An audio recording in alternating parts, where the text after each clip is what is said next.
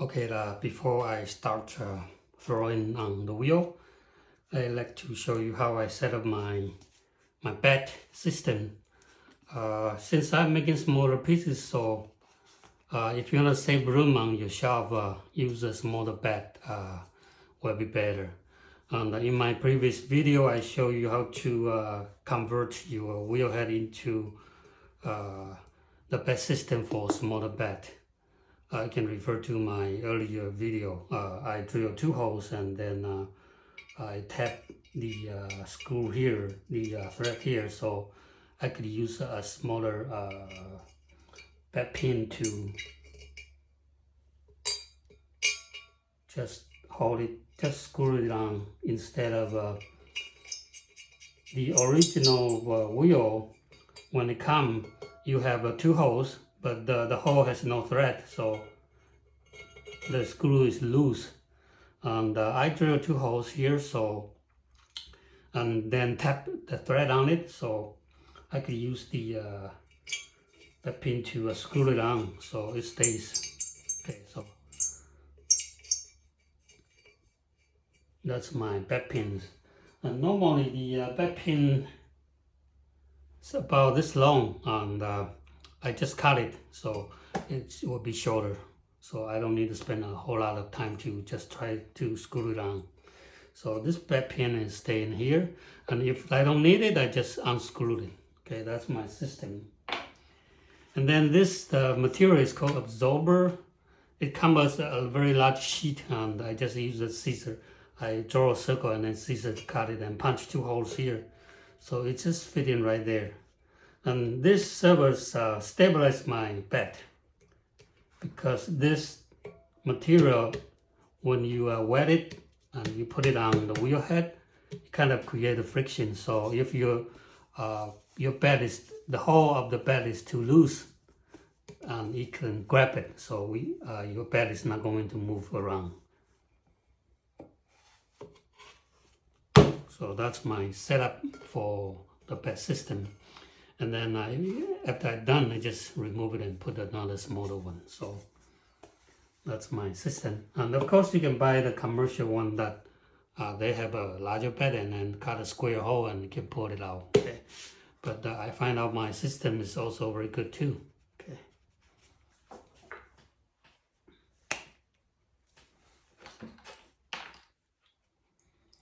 And for the wooden bat, usually you might wanna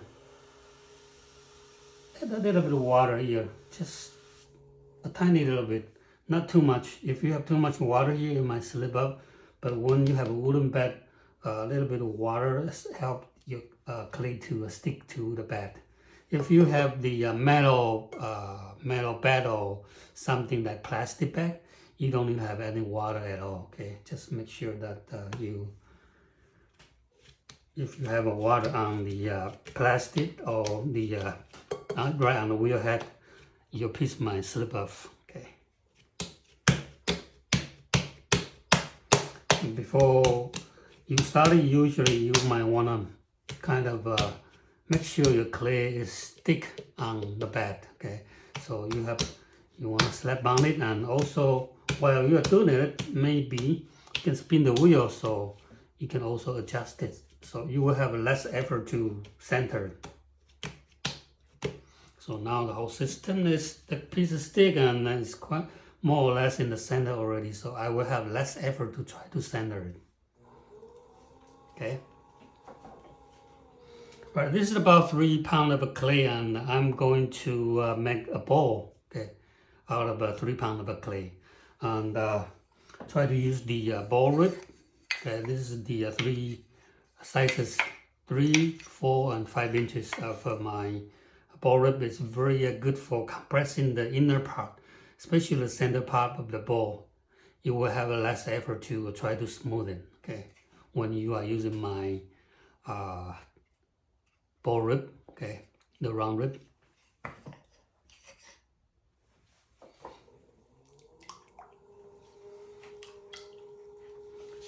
So just get enough water. You don't need to use the sponge and drip a lot of water. Okay, just enough water to coat the surface. That's all you need.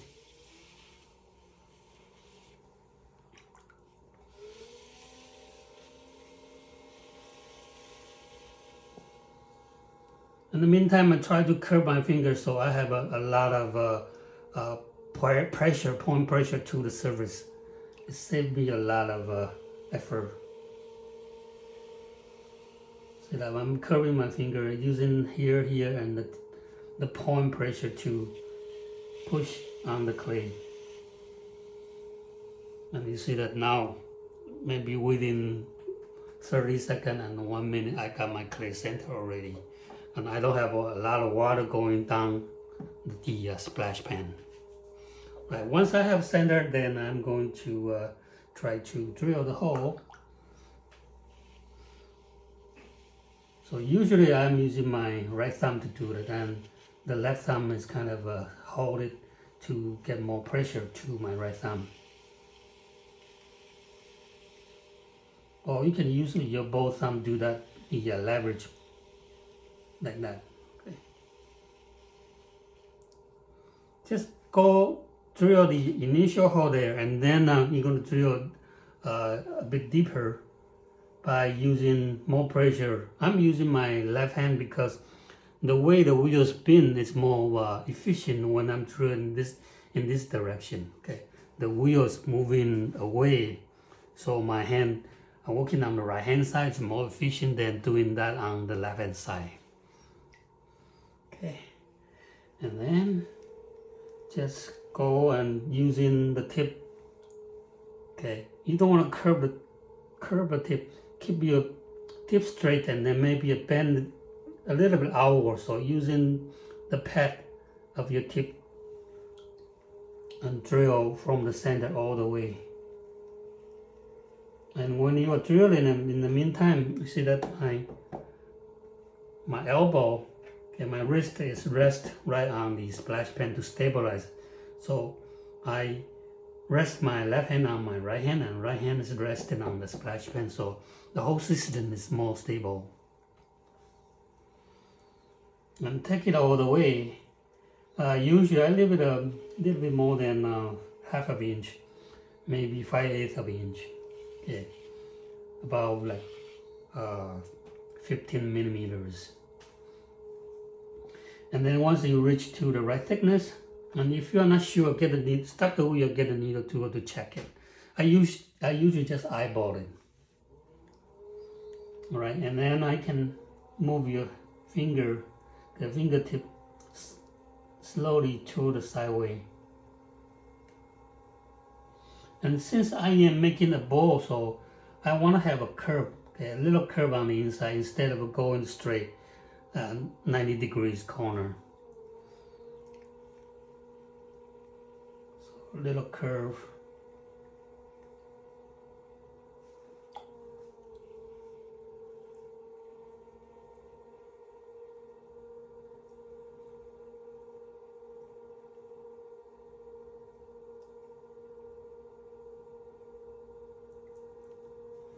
Okay, so that's the opening for the bowl, for my bowl. And now I'm ready to raise up the wall. So the way I'm raising is, since this is low and the clay is not that big, so I'm going to just pinch it. Okay, pinch from here using my thumb, and then this hand just lift the clay slightly up and slightly outward. Okay, you don't need to go straight because you are making a bowl, so slightly up and slightly outward. Not too much, you don't want to make it too wide at this stage. And make sure it is slippery. So this is my left hand. On the right hand, what do I do? Try to stabilize and then rest right here. Okay, and the wrist is on the splash pan. Okay, so and then this tip here is kind of holding here to stabilize it, to stabilize the wall. Okay, so pinch here and then lift the wall slowly but very steady. This is my initial lifting, since the wall is kind of low. Okay, slowly after you pull to the right height, slowly release your hand. Okay, and then maybe compress the rim so to get it more even. Right, so that's my initial lifting. And again, I still have lots of clay here right by the corner. And now my thumb is a little bit too short to reach from the very bottom. So this time I am change my position. My initial, since this is low, I can lift it up like that. But now it's too short. So I could use my left thumb. Instead, I'm using my right thumb to replace it. So this is the hand. Okay, hand position like that. And still doing the same thing. Grab the clay and move it up. And make sure that this thumb, you don't go too far away.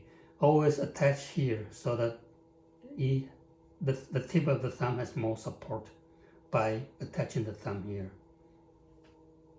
And a lot of people try to throw at about 3 o'clock position. Actually, you don't, okay? Move your hand so that you tuck in your elbow on your body so that it's about on the 5 o'clock position instead of 3. 3, you will feel your hand is kind of stretched out. You feel sore on your wrist, but attached to your body, okay? And before I lift it up, make sure the wall is slippery. Right, the same position. Here and here connect together. And then both hand, inside and outside hand, squeeze the wall.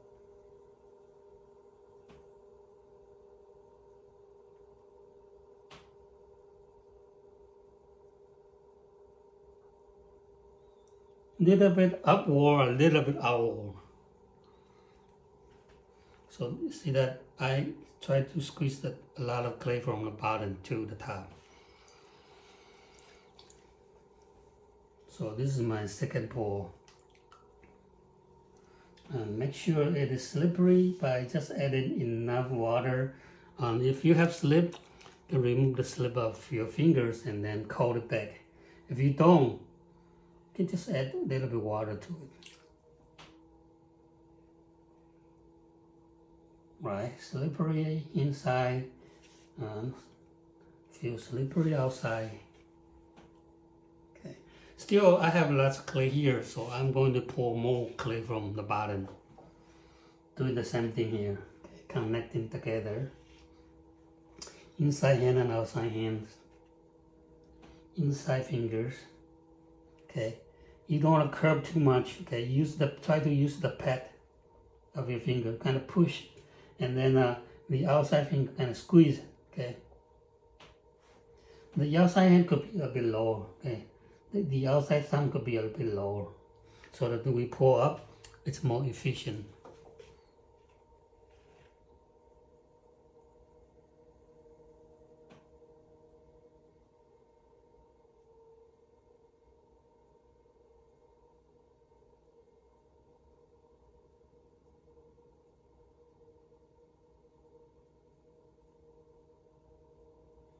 Slowly let go and compress the rim.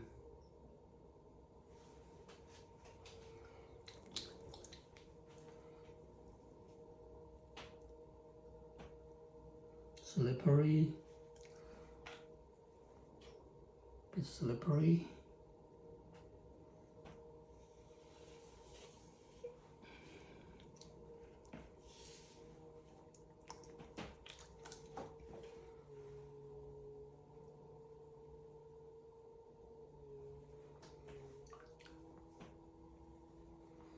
Right, one more time.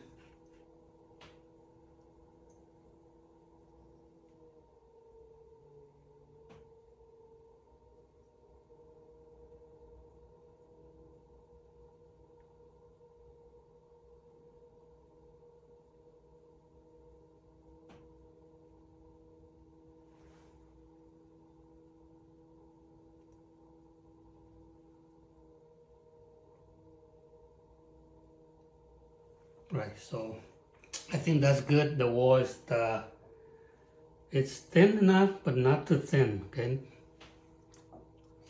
And then after that, I usually take care of the outside curve, get it nicer curve, and remove all the slip of the wall before I take care of the inside. Okay, so by doing so, I am using the metal rib. Okay, metal rib. The metal rib that I can bend, so you could have a nicer curve when you are bending it. And then just hold it outside to support it, and let the inside finger do the job for shaping it.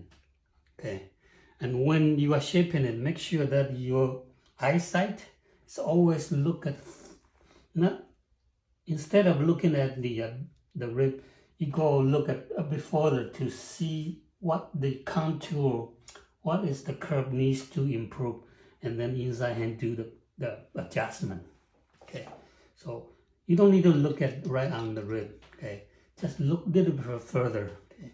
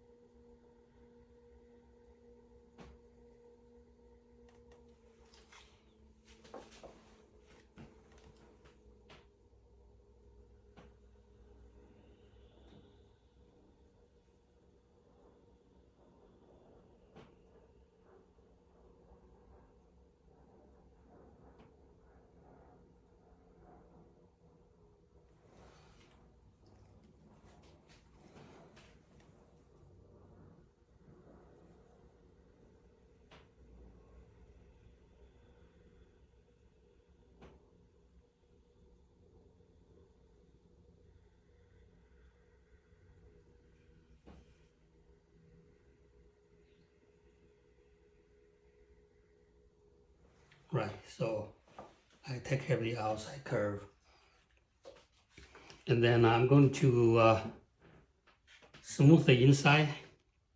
But before I do that, I usually like to remove the clay off the corner here, because I have a little bit of clay built up there. And by remove it, and then when I compress it, the clay is not in the way. So the inside curve is more important than the outside when you're making a bowl, because the outside is adjustable. Normally we don't trim the inside, we trim the outside. So you want to make sure the inside is nice and smooth.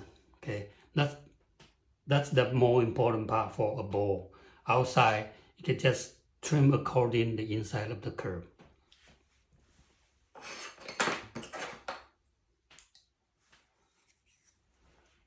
So just get a wooden knife to remove .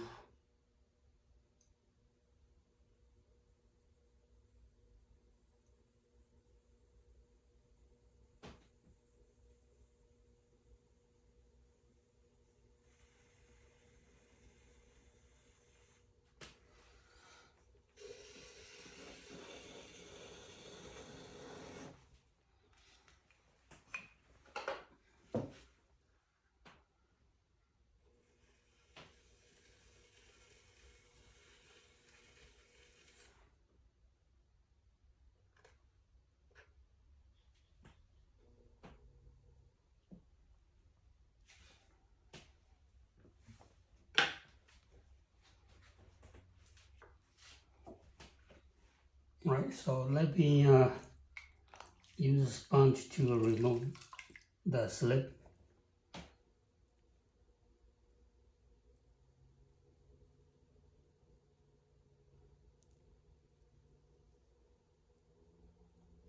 So you will be able to see the inside.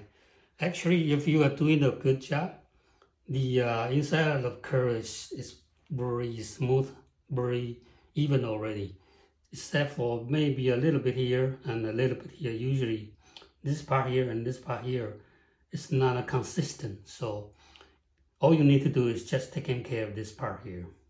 Okay. So now I'm going to bring my wooden rib. Since this bowl is large, so I'm going to use my larger, the 5 inches wooden rib, a round rib. Okay, add in a little bit of water to get it slippery. And then I just, the 3 fingers holding right there so that it doesn't flip. 3 holes for the finger to hold it so that the ball doesn't slip up the fingers while you're compressing it.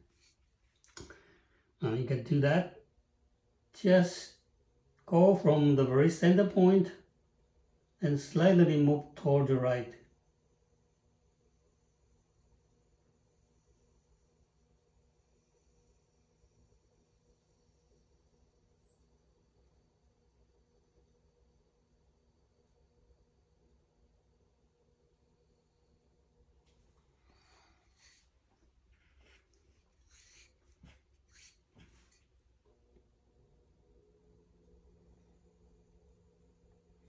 And the special design for this wooden rib is that this part you have a curve and this part you have a curve. So even if you cross over the center, you're not gouging it, okay? That versus the, if you try to use a CD disc or any kind of a sharp edge rib, you shouldn't cross over the center point. Otherwise, you will, the clay will cut on the other side. So that's the special design of this rib. So even you cross the center point to your left, it's okay. All right, so slowly go.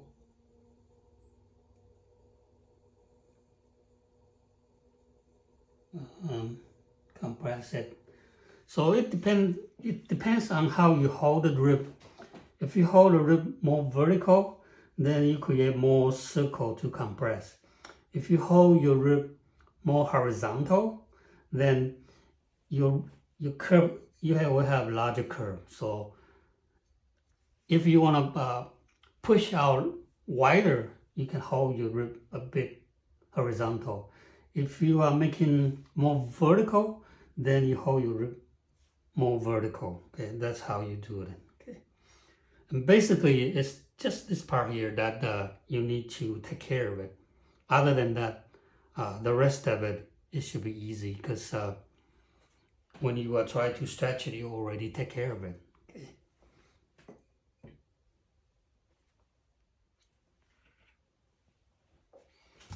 And also, if you want to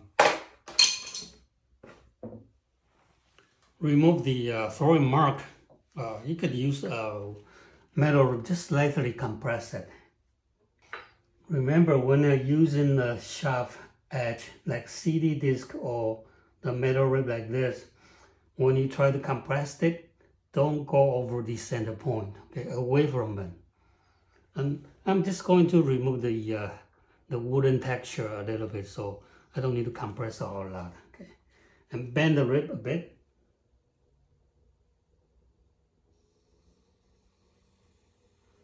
And slightly, slowly move up.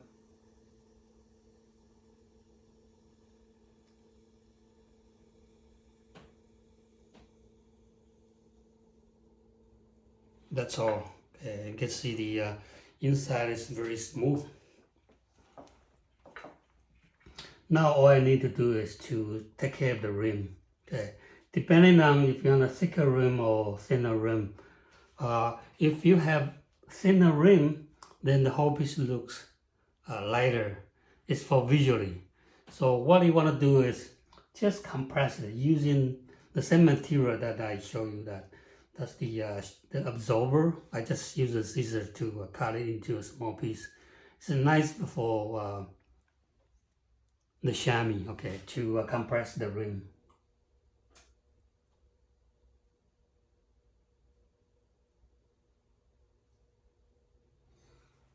So if you want your rim to look a bit thinner, just compress a bit more. Okay, you have both pressure from your fingertip to pinch it, so the rim is thinner.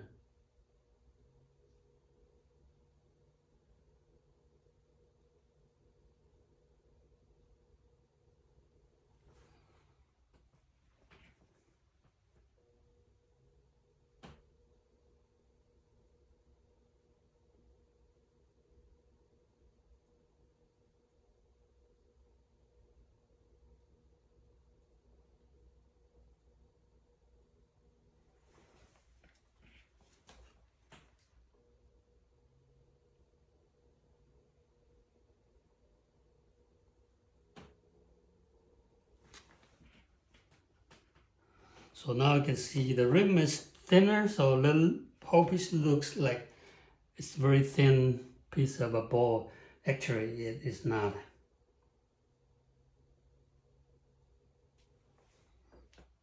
Right, so that's the throw-in for 3 pound of a bowl. Usually 3 pound, you can make an even larger size, but I don't want to do that. Okay, I want to keep the foam nicely done. And if I have excess clay, I could remove it easily during the trimming stage. Okay, so that's why I usually don't leave my wall too thin. Try to pour it as thin as I can. No, I don't. I leave the wall not too thick, not too thin, just right, so that when doing the trimming stage, I could refine it, make the whole piece looks nicer and looks lighter and looks more finished. Okay, so that's how I make my bowls. All right, I will show you the trimming part. Okay, and maybe do a little bit of a scuffilo and a chattering texture when I'm trimming it. Right, hope this helped. And the inside is the most important part of when you're making a bowl, so take care of the inside. Okay, and again, my wooden rib 3 sizes is very good for doing that. Okay, larger size for larger bowl, medium size, and small bowl, and even for a mug for the 3 inches. All right, so see you when I'm ready to trim.